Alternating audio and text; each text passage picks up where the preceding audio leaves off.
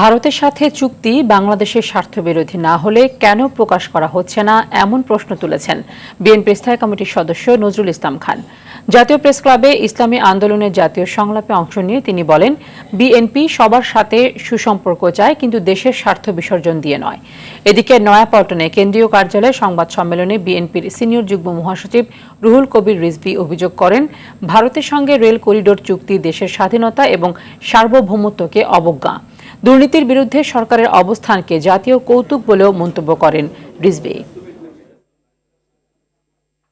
বাংলাদেশের জনগণ এহেন দুই সরকারের সমঝোতার উদ্যোগ অসম ও বাংলাদেশের স্বার্থ বিরোধী বলে মনে করে।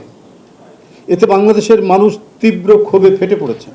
ট্রানজিট ও এশিয়ান হাইওয়ের নামে শেখ হাসিনা মূলত ভারতকে করিডোর দিচ্ছেন এবং বাংলাদেশের জনগণকে চোখে ধুলো দিচ্ছেন। মানে সমঝোতা স্মারকে যে কি লেখা আছে আমরা তো কিছু জানি না, এটা তো প্রকাশ করা হচ্ছে না। কেন প্রকাশ করা হচ্ছে না? কোনোটাই যদি আমার দেশের স্বার্থের বিরুদ্ধে না হয়ে থাকে তাহলে প্রকাশ করতে বাধাটা কোথায়? আমরা কি অপর? আমরা তো এই দেশের নাগরিক।